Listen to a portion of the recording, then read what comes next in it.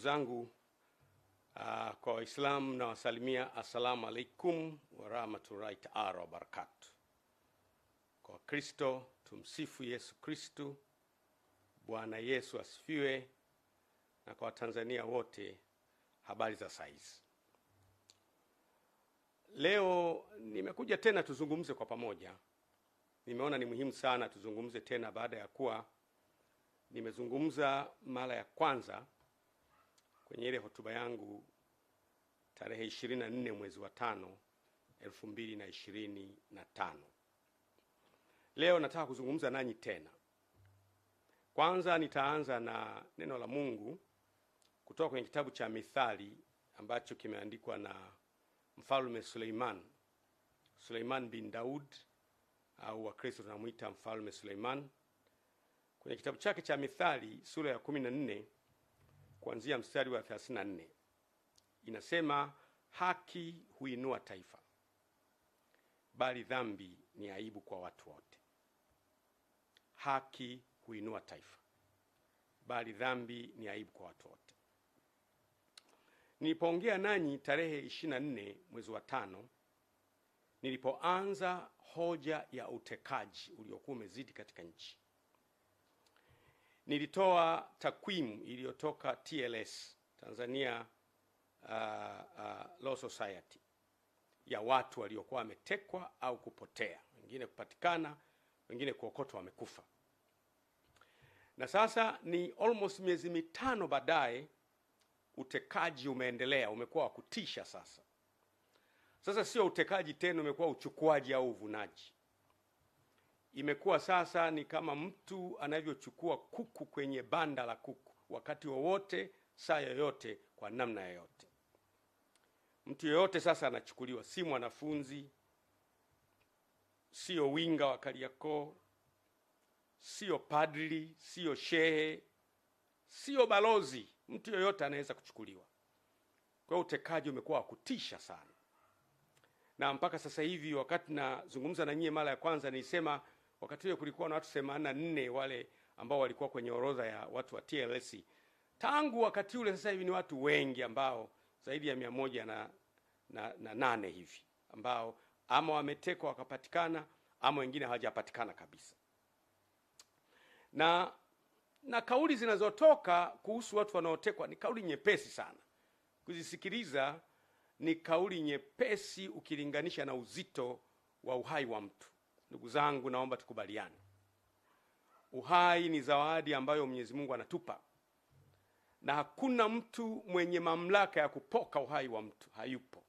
Tupewa zawadi na Mungu kama ya uhai, tuitumie kwa ajili ya utukufu wake. Kwa mujibu wa Katiba ya Jamhuri ya Muungano wa Tanzania, katiba ya mwaka 1977 ibara yake ya 8 kifungu cha kwanza inasema hivi: mamlaka ya nchi itakuwa mikononi mwa wananchi, na serikali itapata madaraka na mamlaka yake yote kutoka kwa wananchi. Hii ni kwa mujibu wa katiba hii, na itatumia madaraka hayo kwa niaba ya wananchi.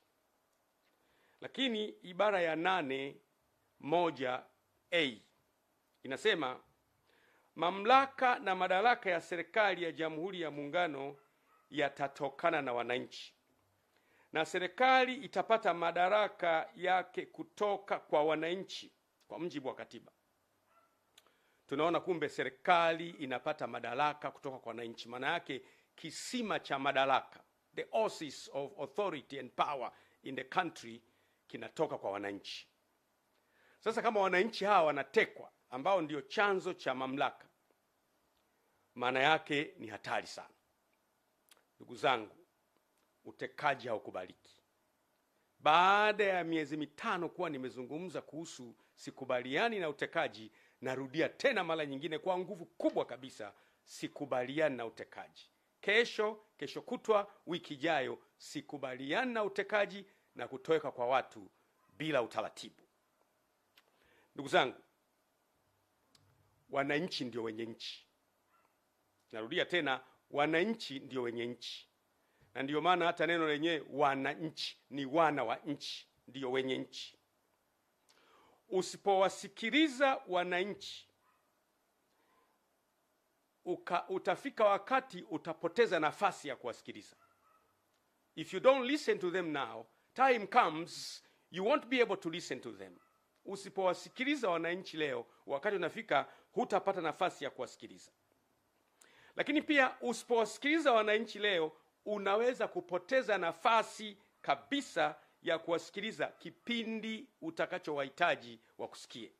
Ni muhimu sana kusikia kilio cha wananchi.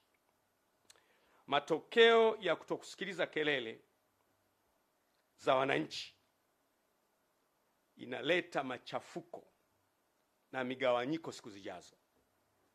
Matokeo ya kutokuwasikiliza wananchi na kelele zao inakuletea migawanyiko na matatizo makubwa siku zijazo. Ndugu zangu, naomba mnisikilize kidogo. Mnakumbuka vizuri mimi nilipozungumza kuhusiana na jambo hili, nilijaribu na kupendekeza solution. Niliwaambia kwamba leo mnaanza kuona sasa. Niliwaambia kwamba shida ya nchi yetu ni kwamba wakuu wa vyombo wote, kwa maana ya mkuu wa jeshi la wananchi CDF, mkuu wa jeshi la polisi IGP, mkuu wa jeshi la magereza, mkuu wa idara ya usalama wa taifa, mkuu wa jeshi la uokoaji na wengine wote ni wateule wa Mheshimiwa Rais. Na huyu Mheshimiwa Rais pia ni mwenyekiti wa Chama cha Mapinduzi. Na huyu Mheshimiwa Rais pia ni mgombea urais wa Chama cha Mapinduzi.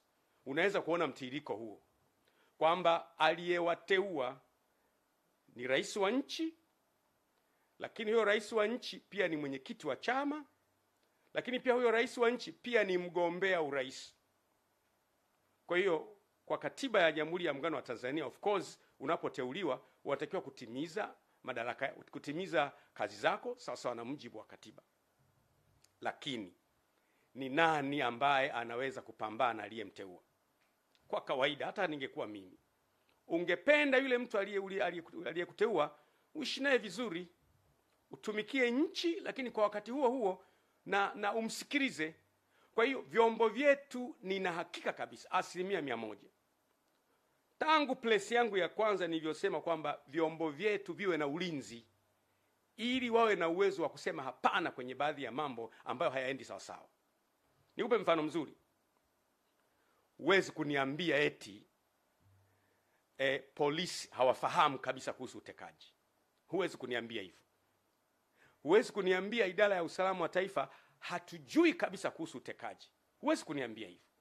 Huwezi kuniambia eti jeshi la wananchi halina taarifa kabisa utekaji. Hapana. Wala jeshi la magereza, wala uhamiaji, wala jeshi la uokoaji. Lazima kuwe na taarifa. Kama mkikubali kwamba majeshi haya, vyombo vyetu havina taarifa, basi Tanzania si salama pa kuishi. Lakini mimi nafahamu competence. Kwa sehemu kidogo nafahamu competence ya viongozi wetu. Nafahamu. Unajua, kuna mambo mengine unaweza ukayasema tu, ni rahisi yakiwa kwa mtu mwingine. Akitekwa baba yako, au mama yako, au dada yako, au mdogo wako, utafeel pinch. Ni hatari sana. Mimi siamini eti wakuu wetu wa vyombo hawajui kabisa watu wanakwenda wapi. Lakini nilipendekeza mimi nikasema kwamba ni muhimu sana vyombo hivi vipewe semi autonomy. Semi autonomy maana yake ni kwamba kuwe na kujitegemea fulani. Kwa sababu sasa hivi narudia tena yale. Mimi nilizungumza tatizo and I suggested solution. Nilizungumza tatizo na nikapendekeza ufumbuzi. Lakini mwanzoni mlikuwa mnaona kana kwamba huyu anaongea tu. Niliongea mapema sana miezi 5 iliyopita, tarehe 24 mwezi wa 5 2025. Nikapendekeza nikasema hivi: ili kukomesha huu utekaji ambao umeendelea kuwepo katika taifa letu, ni vizuri wakuu wa vyombo wote wawe na semi autonomy. Semi autonomy maana yake kwamba wawe na kujitegemea fulani. Nikasema kuwe na mamlaka ambayo Mheshimiwa Rais anaweza kumteua, kwa mfano DJIS, mkuu wa idara ya usalama wa taifa, anamteua. Mheshimiwa Rais kama ilivyo kawaida amteue mkuu wa jeshi la wananchi CDF, Mheshimiwa Rais anaweza kumteua mkuu wa jeshi la polisi kama ilivyo na mkuu wa jeshi la magereza na mkuu wa jeshi la uhamiaji na mkuu wa jeshi la uokoaji. Lakini akitaka kuwatoa, kuwe na chombo kingine ambacho kinaangalia sababu za hawa kutolewa. Kuwe na instrument, kuwe na chombo kingine. Mimi nikapendekeza chombo kile kinaweza kuwa ni kamati ya ulinzi na usalama ya Bunge, ambayo sababu zipelekwe kwa nini yule anataka kutolewa. Kwa mfano, sasa hivi natoa mfano tu. Ni mfano, mimi napenda kutumia mfano. Kwa mfano, kama IGP anauona utekaji na hakubaliani, au DGIS wetu wa sasa hivi anauona utekaji na hakubaliani, au mkuu wa jeshi la wananchi anauona utekaji sasa hivi lakini hakubaliani, au mkuu wa jeshi la magereza au uhamiaji au jeshi la uokoaji anauona utekaji lakini hakubaliani, atakwendaje kwa bosi wake aliyemteua, ambaye bosi wake ni mgombea na bosi wake angependa ashinde? Atakwendaje kumwambia bosi, hili jambo mimi sikubaliani nao? Ikitokea, sijasema ndivyo hivyo, ikitokea kile chombo cha utekaji ni chombo cha mmoja wapo kati ya wagombea, ikitokea, sisemi imetokea, lakini ikitokea, if it happens, kwamba chombo cha utekaji ni chombo kimoja wapo cha kikundi cha mgombea mmoja wapo, ikitokea hivyo, nisisemi ni hivyo, lakini ikitokea hivyo, anawezaje mkuu wa jeshi la polisi kumapproach bosi wake kumwambia, bosi, kale ka kikundi kako bwana kanachukua watu? Anawezaje mkuu wa jeshi, mkuu wa idara ya usalama wa taifa kumwambia, bwana bosi, kale ka kikundi kako? Anafukuzwa kazi. Hiyo ni kweli. Usifikiri kwamba kuficha kichwa kwenye mchanga ni kuepuka madhara yanayokuja. Don't think hiding your head on the sand is a means to avoid disaster. Madhara yanapokuja ni kuyafesi na kukabiliana nayo na kutafuta ufumbuzi. Ndio maana niona mimi nitazungumza na kuzungumza tena bila woga. Hapo katikati nilinyamaza kimya nikiwa na tafakari, pengine mambo haya yatakoma, lakini bado yanaendelea. Kwa hiyo si kweli kwamba eti wakuu wa vyombo wanakuwa hawajui kabisa. Wanajua, lakini watafanyaje? Akikaa akafumba macho akalala, ndani ya moyo wake akitafakari, anaona huu utekaji unaharibu nchi, ila atafanyaje? Lakini tungefanikiwa kuwa na semi autonomy, hawa wakuu wa vyombo kuanzia CDF kwa mfano, natoa mfano CDF pamoja na walio chini yake, Chief of Staff na wengine walio chini yake, tukasema hawa bwana wanatulindia nchi yetu. Kwa hiyo huyu kiongozi wa nchi atakayekuepo, mamlaka ya nchi, unajua watu wengine they are very narrow minded. Ukizungumza mamlaka ya rais, wanahisi unamwongelea rais aliyepo madarakani. Rais ni rais. Rais atakayekuja wote ni rais. Kwa hiyo mamlaka ya rais iwe na uwezo wa kuteua, lakini kumwondoa CDF, kumwondoa Chief of Staff na walio chini yake hapo pote isiwe rahisi, ili huyu CDF anapoona jambo lenye kuharibu nchi na kuumiza nchi inaendelea, awe na ujasiri wa kusema bosi, kwa unyenyekevu, bosi, hili jambo hapana. Na anaposema hivyo asipate madhara ya kufukuzwa kazini na kuharibikiwa yeye na familia yake. Vile vile mkuu wa jeshi la polisi, mkuu wa jeshi la polisi, IGP na walio chini yake wote hao watatu wanne wenye mamlaka ambao wameteuliwa na rais, wawe na uwezo na wenyewe wakiona jambo la kiutekaji au la kuharibu nchi au lolote ambalo linatishia amani ya nchi, na wenyewe wawe na uwezo wa kusema bosi, samahani, hili jambo si jema, litaharibu nchi. Wamshauri kwa unyenyekevu, na bado hawamvunjii heshima, na bado walinde nchi yetu iwe salama. Iwe hivyo hivyo kwa idara ya usalama, iwe hivyo hivyo kwa uhamiaji, iwe hivyo hivyo kwa magereza. Wawe na uwezo wa kusema hapana kwenye yale mambo ambayo wanaona yanatishia uhai wa nchi yetu, na wasiwe na madhara kwa siku zijazo. Huo ndio ulikuwa ushauri wangu. Niwaambie ndugu zangu, si kweli kwamba eti mpaka leo vyombo havijui balozi mstaafu, mwenezi wa Chama cha Mapinduzi Taifa mstaafu, mjumbe wa kamati kuu ya Chama cha Mapinduzi mstaafu, mjumbe wa halmashauri kuu ya CCM mstaafu, Balozi Polepole eti vyombo vyote havijui iko wapi. Si kweli, si kweli, si kweli. Kama Polepole ametowekea akiwa Tanzania, I am 100% nina hakika kabisa kwamba vyombo lazima viwe vinafahamu iko wapi, na kama havifahamu basi Tanzania sio sehemu salama kuishi. Lakini mimi kwa kiwango kidogo najua competence ya vyombo vyetu na wakuu wa vyombo. Najua, narudia tena, mimi najua competence ya wakuu wetu wa vyombo. Najua kabisa. CDF amekuwa kwenye kazi muda mrefu, ni mtu competent, anaiweza kazi. IGP Wambura ni mtu competent kabisa, namfahamu Wambura tangu akiwa Kinondoni pale, namfahamu Wambura tangu akiwa kanda maalum. Wambura amefanya kazi kule Mtwara kipindi kile cha mambo magumu. Wambura ni mtu competent. Mimi am 100%. Huwezi kunidanganya kwamba eti Wambura hajui kabisa. Wambura atakuwa anajua. Lakini Wambura anamwendeaje bosi wake? Kusema kwamba bosi hili swala haliendi vizuri, atapoteza kazi. DJIS eti ndugu yangu Suleiman Mombo eti hajui kabisa. Anajua. Lakini akienda anaweza kupoteza kazi. Siamini CDF hajui au generali kiongozi wa magereza hajui. Wanajua, lakini sasa watafanyaje? Wakitulia ndani ya mimi nahakikishia Tanzania tuna vyombo competent. Kwa swala la vyombo tu ni competent, lakini hatujapata a mechanism ya kuwalinda hao wakuu wa vyombo ili na wao watulindie nchi yetu. Kwa hiyo muda unakuja na siku moja itafika. Mimi nasema siku moja itakuja tu ambayo tutapata namna ya wakuu wa vyombo kuwalinda, watulindie nchi yetu na maono yetu. Ndugu zangu, my countrymen, kama tusipofanikiwa kuilinda nchi yetu, ipo siku nchi yetu njema tutaipoteza. Kwa sababu motive ya mgombea yote ni kushinda uchaguzi. Hata ningekuwa mimi, motive ya mgombea yote ni kushinda uchaguzi. Na anaweza kutumia njia ambazo zina damage nchi ili ashinde uchaguzi. Lakini motive ya nyie wakuu wa vyombo na vyombo vyetu ni kulinda nchi. Akija mtu mnamlinda, anamaliza, anaondoka.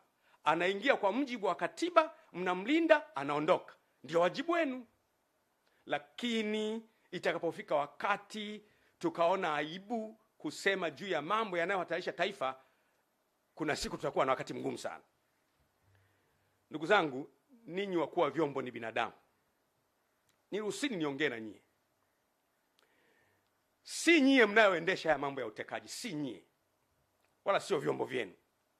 Si nyie wala sio vyombo vyenu vinavyoendesha mambo ya utekaji.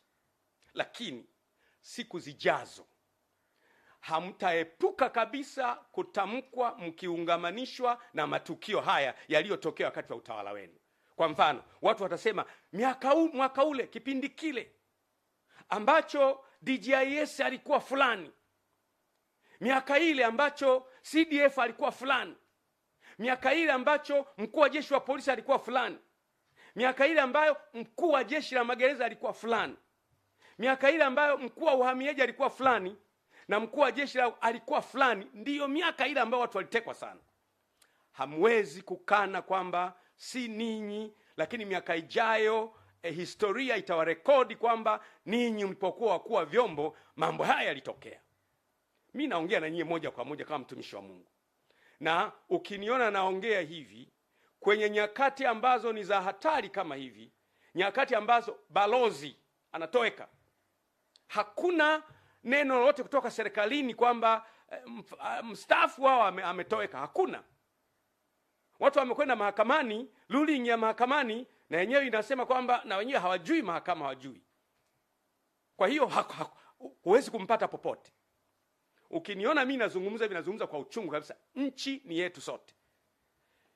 You cannot avoid in the future that when they talk about these abductions, that your names might be connected, not in a sense that you are doers of those matters, lakini majina yenu yatatajwa, yataungamanishwa na hayo. Mimi nawashauri pamoja na loyalty yenu kwa mamlaka, ambao ni jambo la muhimu na lazima, Loyalty yenu kwa mamlaka jambo la mila lazima. Pamoja na loyalty yenu kwa mamlaka, liangalieni jambo hili kwa muhimu sana. Linawaunganisha nyie na utu wenu na familia zenu na watoto wenu. Si kwa sababu mmefanya, ni kwa sababu nyie ndio mlikuwa wenye mamlaka ya kulizuia hili jambo. Si kweli eti vyombo havijui Mdude na Soka wako wapi. Si kweli eti vyombo havijui Ali Kibao alichukuliwaje. Si kweli vyombo havijui Polepole kaondokaje. Si kweli. Vitakuwa vinajua, na hakika kabisa vitakuwa vinajua. Lakini vifanyeje? Nisema tangu mwanzo kwamba utekaji si sera ya Chama cha Mapinduzi. Mimi naongea leo bado ni mwanachama wa Chama cha Mapinduzi mwaminifu. Na nataka niwaambie baadhi ya watu ambao wanaongea maneno. Mimi sijawahi kuwa mwanachama wa chama chochote Tanzania. Kama ukipata kadi ya Josephat Mathias Gwajima kwa chama chochote, sijawahi kuwa mwanachama wa chama chochote zaidi ya Chama cha Mapinduzi. Ndiyo maana napozungumza Chama cha Mapinduzi ndio chama kinachotawala. Tunakihitaji sote. Ni vizuri kama Chama cha Mapinduzi tunaendelea kuwaza kwamba sisi chama chetu, matukio haya yanapoendelea kutokea, miaka 5 ijayo, miaka 10 ijayo, watu watakuwa na picha gani na chama chetu? Mimi nasema sera ya kuteka watu, kupotea kwa watu, kuumiza kwa watu, si sera na si mtazamo wa Chama cha Mapinduzi ambacho mimi ni mjumbe wa halmashauri kuu ya chama hicho. Sio. Na lazima jambo hili liache kabisa. Uwezo wa vyombo vyetu hauna mjadala kama nilivyosema. Lakini wakuu wa vyombo walindwe. Narudia tena, wakuu wa vyombo walindwe ili na wao wawe na uwezo wa kutulindia nchi yetu. Tusipowalinda wakuu wa vyombo tumeshindwa.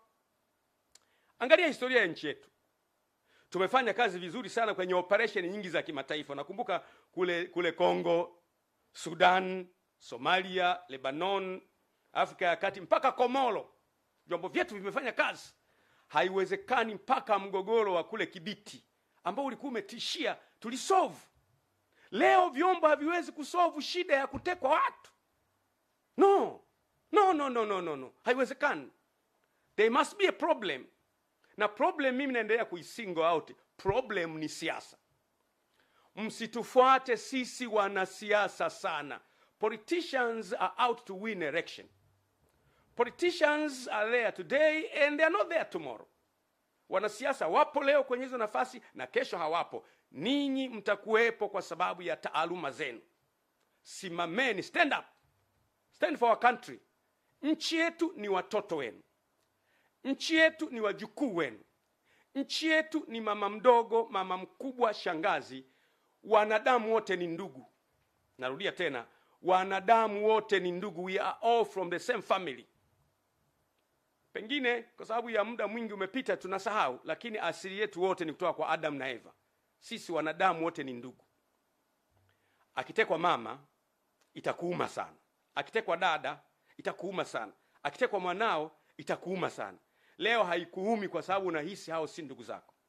Sisi sote ni ndugu. Na watekaji wamefika mahali ambapo wana ujasiri. Nikamsikiliza mkurugenzi wa Jamii Forum Mero anasikika anasema kwamba yeye alipigiwa simu. Akaambiwa na mtu, bwana, tutakuteka, tutakuua na Watanzania watakulilia kwa siku 3 afu baadaye watasahau. Yaani mtekaji ana ujasiri wa kukupigia simu na kukwambia, bwana, tutakuchukua alafu Watanzania watalia siku 3 watakusahau. Anakupigia simu. Ndugu zangu, we must wake up. Huu utekaji tunauresist kwa nguvu zote. Mimi binafsi nauresist leo, kesho, wiki ijayo. No, it can't happen in our country. Jambo hili lazima likataliwe. Hatukuliona kule nyuma. Hii ni dharau iliyopindukia kwa mtekaji kukupigia simu na kukutisha. Leo watu wengi wamekimbia nchi. Mwana mapinduzi ya askofu wetu hayupo. Wamekimbia. Sikiza nikwambie. Kina Mwakipesile wamekimbia, wengi wamekimbia, wako nje. Wengine siwezi kuwataja kwa sababu ya hadhi zao.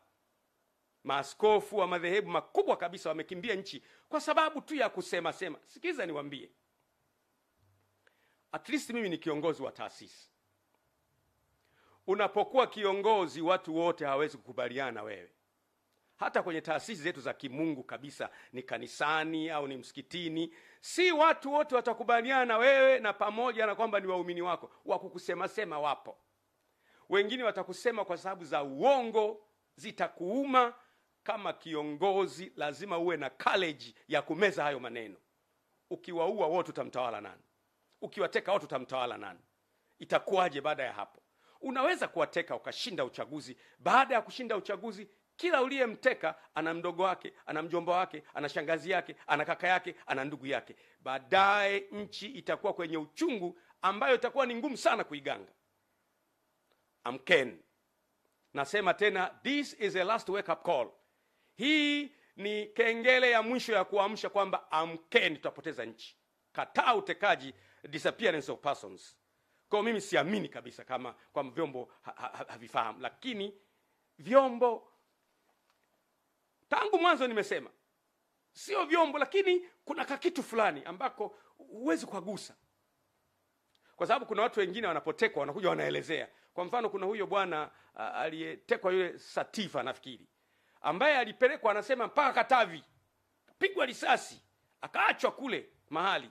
Aliporudi anaelezea kabisa, nilichukuliwa Dar es Salaam nikapelekwa hapa, anaelezea. Kwa hiyo haiwezekani kwamba watekaji hawa hawafahamiki kabisa. No, wanafahamika. Lakini kwa nini hakuna desperate means za kuwapata? Why? Mtu anaweza kunijibu kwa unafiki.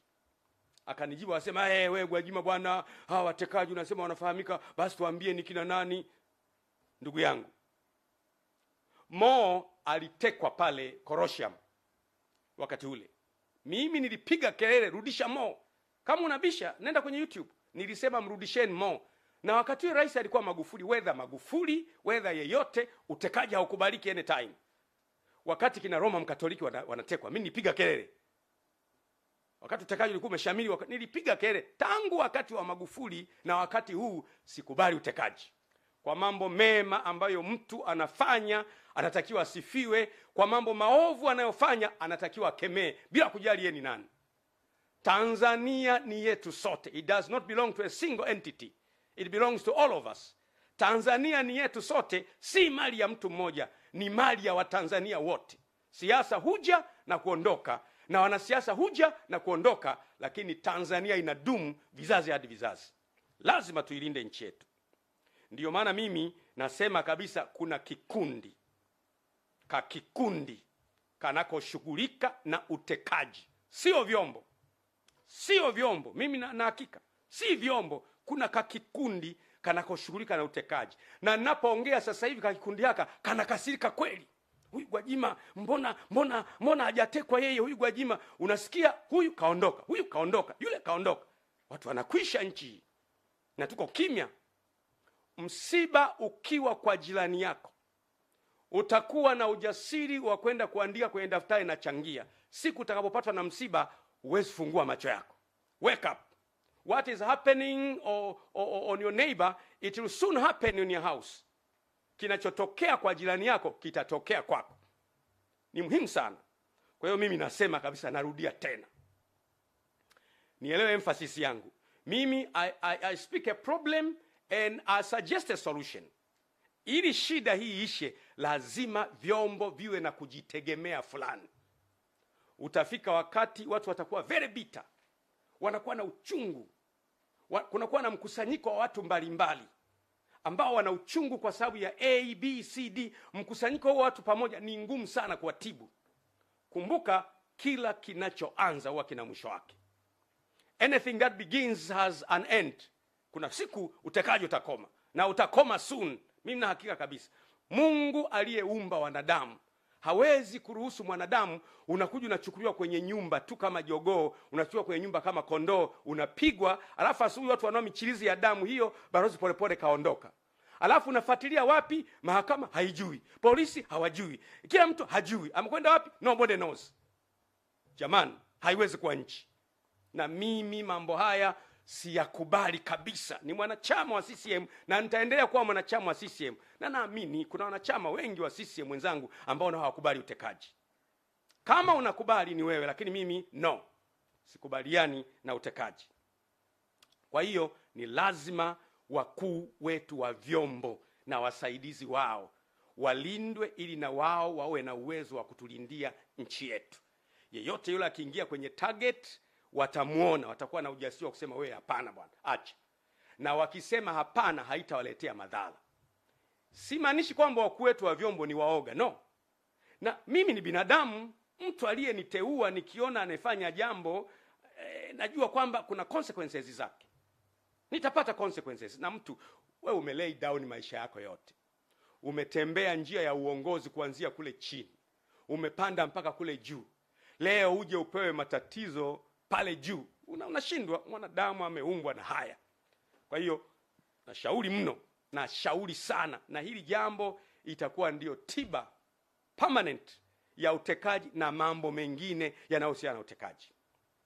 Tiba ya ulinzi wa maono ni hivi kwamba ili maono ya nchi yalindwe, tuwe na vyombo vya kulinda maono. Kwa mfano, mimi nilipokuwa bungeni nimezungumza sana kuhusu maono ya muda mrefu. Nikasema kwamba hakuna nchi yenye uwezo wa kuendelea kwenye miaka 10 au 15 au 20. Nchi zinaendelea kuanzia miaka 50, miaka 100. Na nchi zile ili ziendelee, lazima kila rais anayeingia madarakani aendelezee pale mwenzake alipoishia. Continuation. Rais yeye anaingia, anaendelea, halafu rais mwingine anaingia, kunakuwa na muendelezo kwa sababu maono ya taifa ya kwepo. Nikupe mfano mzuri. Kwa mfano, Rais Nyerere anaishia hapa. Anaingia Mheshimiwa Mwinyi, anaendeleza alipoishia Mwalimu. Anaingia Mheshimiwa Mkapa, anaendelea pale. Anaingia Mheshimiwa Jakaya, anaendelea pale. Anaingia Magufuli, anaendelea pale. Anaingia Mama Samia, anaendelea pale. Hizi continuation zinatupa maendeleo. Lakini lazima kuwe na maono ya taifa yaliyoandikwa. Nimesukuma bungeni mpaka kweli Mungu amesaidia tumeandika maono. Lakini shida, tutayalindaje haya maono? Yatalindwaje? Yatalindwaje haya maono? Ndiyo, tumeandika kwenye makaratasi hapo. Vitu vingapi tumeviandika na havifanyii kazi? Ataingia kiongozi, hafanyi yale maono. Tajenga madaraja, tutapiga makofi. Tajenga leta, piga makofi. Lakini hafanyi yale maono. Ni nani wa kwenda kumwambia mheshimiwa samahani, yale maono yetu ya wananchi huyafanyi? Hayupo. Waziri atamwambia, atafukuzwa kazi. Waziri mkuu atamwambia, waziri mkuu ni mteule wa rais. Makamu wa rais atamwambia, hawezi kumwambia. Sasa hivi vyombo sasa vya kwetu hivi vinavyokuwa na kujitegemea fulani, vinakuwa pia walinzi wa maono. Wana uwezo kwa unyenyekevu kumwendea mheshimiwa rais, mheshimiwa tumekuja kwako. Sisi wakuu wa vyombo, maono ya wananchi ni haya. Maono ya wananchi ni kwamba wanataka grid ya taifa ya maji. Maono ya wananchi ni kwamba wanataka kila wilaya iwe na hospitali. Maono ya wananchi ni kwamba wanataka kila barabara iwe ya lami. Maono ya wananchi wanasema kila mtoto mwenye uwezo wa kusoma chuo kikuu asome chuo kikuu. Maono ya wananchi ni kwamba asipatikane mtu wa kukaa kwenye nyumba ya majani. Maono ya wananchi ni kwamba kuwe na innovation centers, centers za uvumbuzi, wale watoto wenye vipaji maalum wawekwe pale. Unaanza kuondoka mheshimiwa. Hao watakuwa ndio walinzi wa maono. Vinginevyo, bila ya hivyo, tutaandika maono kwenye vitabu ambayo hatuwezi kuyalinda. Lakini nataka kuambia, asubuhi inakuja. Narudia tena, tutazame kule mbele, asubuhi inakuja. Haya mambo ya utekaji na kuumiza watu kuna siku yatakwisha. Na naamini kabisa yatakwisha. Ndugu zangu, ufisadi na uharibifu wa mali za taifa. Taifa letu lina safari ya kujenga uchumi na kuinua maisha ya watu. Objective au lengo kubwa la kila taifa ni ustawi wa watu wake. Inafahamika. Lengo kubwa la kila serikali ni ustawi wa watu wake. Ufisadi msingi wake mkubwa ni choyo, ulafi, ubinafsi, kukosa kuwaona wengine wana thamani kuliko wewe. Na ndio maana unakuta mtu amejilimbikizia vitu. Kumekuwa na malalamiko kila mahali ya wizi wa mali, ambao mimi huwa naepuka sana kumtaja individual. Kwa sababu nikilazimia kumtaja individual huwa namtaja in details. Ndio maana nasema ili mpate ujumbe. If I am obliged to speak an individual, I have to detail the individual. Na mimi singependa sana. Lakini wizi umezidi. Tunaona kwenye mitandao tuhuma zimejaa wizi, si madini, si hiki. Tuhuma zimejaa. Na hili jambo linatakiwa kufanyiwa kazi. Ni hatari sana kwa ustawi wa taifa letu. Tumekuwa tukimsikia Polepole, Mheshimiwa Polepole akisema wazi taarifa mbalimbali za ufisadi mkubwa kwenye madini, kwenye maeneo mbalimbali ambayo mimi sitaki kuyasema. Sitaki kuyasema kwa sababu mimi nimekuwa kwenye kamati ya bunge ya biashara, viwanda na uwekezaji wakati ule. Nafahamu vitu vingi. Nafahamu sana kuhusu Liganga na Mchuchuma. Wale wabunge wenzangu tuliokuwa kwenye kamati moja wanajua nikiwa naongea. Nilishaya kusimamia kuhusu Liganga na Mchuchuma. Nikasimama na kuwaelezea kwenye kamati. Nikatoa na document. Nikaonyesha document jinsi ambavyo tumepoteza pesa nyingi. Yaliyonipata Mwenyezi Mungu peke yake anajua. Usiku ule watu walivamia nyumba yangu, wakavunja gari, wanatafuta document kule Dodoma. Kwa hiyo usifikiri kwamba kuna wakati mimi nakaa kimya kwa sababu ya staha. Kuna wakati hauzungumzi vitu ukaleta migawanyiko kwenye nchi. Nasema tena, sometimes we don't talk things because they won't heal the problem. Huongei vitu kwa sababu unahisi ukiongea badala ya kutibu utaleta tatizo, kwa hiyo unaamua kuacha kuongea. Lakini ufisadi, wizi, kujilimbikizia mali kumezidi. Mimi ipo siku ambayo ikilazimika ninaweza kukutajia akaunti za watu walizo camouflage fedha na kwenye majina ya watu na kampuni tofauti. Naweza kutajia. Lakini nawaza itajenga nini? Inaleta bitterness na ugomvi na uchungu kwa watu. Lakini vyombo ndio vingekuwa na uwezo wa kutulindia hayo. Kumbuka kilio changu mimi ni vyombo. Nani amfunge paka kengere? Ni nani? Nani huyo atakayesema kwamba huyo hapo? Hamna. Mwizi hawezi kumkemea mwizi mwenzake. Shetani akimkemea shetani, basi ufalme umeanguka. Siwezi kuongelea mambo ya gesi, makaa ya mawe, mambo ya madini, yameongelewa sana. Lakini nisikilizeni niwape neno hili. Ukijenga nyumba nzuri, ukaweka uzio mrefu, ukaweka na fensi ya umeme, alafu ukaweka na mbwa wakali sana, German Shepherd, mbwa makubwa, alafu ndani unakula vizuri, una magari mazuri, unaendesha vizuri, alafu majirani zako wana njaa, na wao wanajua kwamba yule jirani mwenye fensi ya umeme na mbwa wakali na walinzi wakali anakula ndani, hauko salama. Ipo siku hao majirani watapigwa shoti ya umeme 50, lakini 200 wataingia ndani. Hivyo ndivyo inaogopesha. Viongozi wanapojilindukia mali wao wenyewe wakawasahau wananchi. Ipo siku wananchi wataruka fence. Wataumwa na mbwa 50, wataumwa na mbwa 50, watapigwa shoti ya umeme 100, lakini 300 watakukamata. Hatutaki kujenga uchungu kwa wananchi wetu kwa mambo yanayoweza kuzuilika. Na mimi imekuwa huu ndio msimamo wangu na imani yangu. Lazima kila mtu afahamu ya kwamba kipaumbele cha taifa linalojitambua, ambalo viongozi wake wanajua wanachofanya, ni watu wao. Narudia tena. Lazima kipaumbele cha kiongozi yeyote iwe ni watu wake. Nikupe mfano. Kwa mfano, unajenga barabara kwa ajili ya nini? Watu wapite, watu waendeshe magari. Unajenga hospitali kwa ajili ya nini? Watu watibiwe, watu wapate kazi. Unaleta maji kwa ajili ya nini? Watu wanywe. Unaweka umeme kwa ajili ya nini? Ili watu waone. Unaweka mwendo kasi kwa ajili ya nini? Watu watumie. Shule kwa ajili ya nini? Watu wasome. Kwa hiyo ni watu. Kwa hiyo msingi wa maisha ni watu. Narudia tena, maendeleo yoyote ambayo hayamuoni mtu kama priority si maendeleo. Because all that we do on the earth is for human. If you only remove human, all what you're doing is useless. Chochote unachofanya duniani ukiwa hai ni kwa ajili ya watu. Ukimwondoa mwanadamu tu havina maana. Magorofa yote haya, nyumba hizi zote zenye air condition, kama wanadamu wote hawapo, baada ya muda ni mapango ya mbweha. Kwa hiyo mwanadamu ndiye anatakiwa kupewa kipaumbele, kuheshimiwa, kusemeshwa vizuri, kusikilizwa. Lakini leo sisi tunawateka hawa wanadamu. Sasa unasema nataka kujengea jumba, afu namteka huyo, na kuletea maji, afu namteka huyo, na kujengea barabara, afu anatekwa huyo. Lazima kiongozi yoyote anayejua anachofanya, focus yake iwe ni watu. Watu asubuhi, watu jioni, watu usiku, watu mchana. Watu ni wa muhimu kuliko vitu. Na viongozi wazuri wanatoa kipaumbele kwa watu.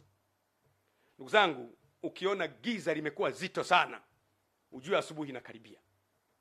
Giza limekuwa zito sana. Watu wanaishi kwa hofu.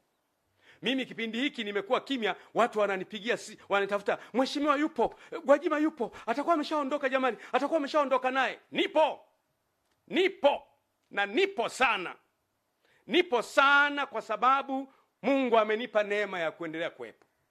Hatari ninazozipita si za maana sana ukilinganisha na umuhimu wa taifa letu kwa siku zijazo. The dangers I meet are less important in comparison with the necessity of protecting our country in the future. Hatari ni nyingi. Unatembea mtu kwenye mashimo, kwenye mahandaki. Lakini nasema iwe kwenye mahandaki, iwe kwenye mashimo, iwe kwa kujificha, iwe kwa kuishi au kwa kutokuishi, lazima mimi nitaisimamia nchi yangu na kuitetea nchi yangu, na utekaji hapana. No. Na tutazame kule mbele. Asubuhi inakuja, siku ambayo kutapambazuka, tutembee mitaani, hatuna hofu ya kutekwa wala kupotea.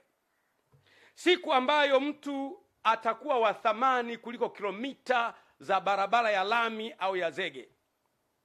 Siku ambayo uhuru wa kuongea na kukosoa utakuwa wazi, utazungumza bila ya kumwogopa mtu. Siku zinakuja. Sasa hata kuipata haki imekuwa shida. Unaona mtu anahangaikia haki. Kwa mfano, nikupe mfano mzuri. Vyombo vya kutoa haki kwa mkono wa sheria vinatakiwa kuwa famu. Mahakama zetu ziwe famu. Bahati nzuri sana, jina hakimu au jaji ni jina la Mungu mwenyewe. Biblia inasema kwamba msingi wa kiti cha enzi ni haki na hukumu.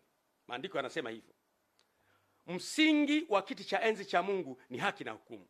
Kwa hiyo mtu akiitwa hakimu au mtu akiitwa jaji ni jina la Mungu, kwa sababu Yesu anaitwa hakimu wa haki. Kwa hiyo watu wanapotafuta haki kwenye mahakama hawazipati. Unaweza kufika wakati watu wakafa moyo, wakatumia njia isiyo sahihi kuipata haki yao. Nitoe mfano. Kwa mfano, unamwona mheshimiwa kwa mfano Ruhagampina, mgombea wa chama chake ACT. Tangu alipoanza kugombea akatolewa, amehangaika mahakamani mpaka muda wa kampeni umeisha. Yaani muda wa kampeni umeisha, bado anatafuta haki. Hebu jaribu kuimagine, anatafuta haki tu na yeye awepo kwenye ballot paper, apigiwe kula, mpaka muda wa kampeni siku 60 zimeisha. Juzi nimemwona yuko mahakamani anatafuta haki. Muda umeisha, anatafuta haki. Amekata rufaa, hajapata bado, anahangaika, hajapata haki bado, mpaka muda wa kampeni umeisha. Sasa hebu niulize, kama mtu anatafuta haki kwenye chombo cha kumsaidia apate haki, hawezi kuipata, atafuta haki wapi? Na waomba sana, ni muhimu sana kuwaza hayo. Wakati mwingine unaona huruma sana. Lakini muone Tundu Lissu. Tangu mimi nilipotoa mapendekezo kwamba ili nchi iwe stable, iwe vizuri, mwacheni Tundu Lissu ajiunge na chama chake, na wenyewe wagombee, tushindane. Tutawashinda tu. Sisi Chama cha Mapinduzi chama kikubwa, tutawashinda. Anahangaika leo na haki. Lakini Father Kitima ambaye alipigwa, mpaka leo aliyempiga hajapatikana. Na hao watu waliompiga wapo. Lakini Balozi Humphrey Polepole, mbunge mstaafu, mwenezi wa Chama cha Mapinduzi na mjumbe wa kamati kuu na mjumbe wa halmashauri kuu ya taifa, mstaafu, amepotea. Dar es Salaam amepotea. Yaani Dar es Salaam unapotea. Dar es Salaam polisi hajui umekwenda wapi, jeshi la wananchi hajui umekwenda wapi, familia haijui unakwenda wapi, lakini umepotea. Lakini msifikiri kwamba watu wanaopotea wanapotea kabisa. Hapana. Hapana. Yule mtu anayeshughulika kukuteka ametumwa, ni binadamu. Baadaye pembea anasema, bwana unajua iko hivi, iko vile, iko hivi. Watu wanajua. Mimi nawashauri mno, vyombo jitahidini kwa kadiri mnavyoweza kukisaka kikundi hiki ambacho kinateka watu katika nchi. Na mgundue kwamba pamoja na kwamba sio sisi, lakini siku zijazo tutakuja kuunganishwa kwamba tulipokuwa madarakani matukio haya yalitokea. Jambo zuri likitokea, heshima inawaendea nyie. Narudia tena, jambo zuri likitokea katika nchi, heshima inawaendea nyie na vizazi vyenu milele na milele. Jambo baya likitokea, aibu inawaendea nyie milele na milele. Kwa nini tunamsoma Mangungo? Tunamsoma Mangungo leo kwa sababu Mangungo wa Msovelo alikuwa anauza watu wake. Mpaka leo sidhani kama mtu atakubali kuitwa yeye ni wa ukoo wa Mangungo, kwa sababu ukoo ulishaharibika. Kwa hiyo mambo ambayo yanafanyika yana reflect kwenye kizazi chako miaka ijayo. Ni muhimu sana watu wanapotafuta haki wapate haki yao, ili watu wasife moyo. Makanisa ya Ufufuo na Uzima ambao mimi nayaongoza, ni kiongozi wao, yalifungwa kwa sababu mimi nilitoa hotuba ya kupinga utekaji. Unaona sasa ilipofika. Sasa unaweza kujiuliza, mimi nilipinga utekaji, makanisa yakafungwa. Ina maana aliyefunga makanisa na utekaji wana uhusiano? Mimi ni swali lile, sijasema wana uhusiano, ni swali. Kwa sababu mimi nilikemea utekaji. Nikasema utekaji haufai. Makanisa 2006 makanisa yamefungwa. Mikoa yote, wilaya zote, tarafa zote, kata zote yamefungwa. Kwa nini? Nilikemea utekaji.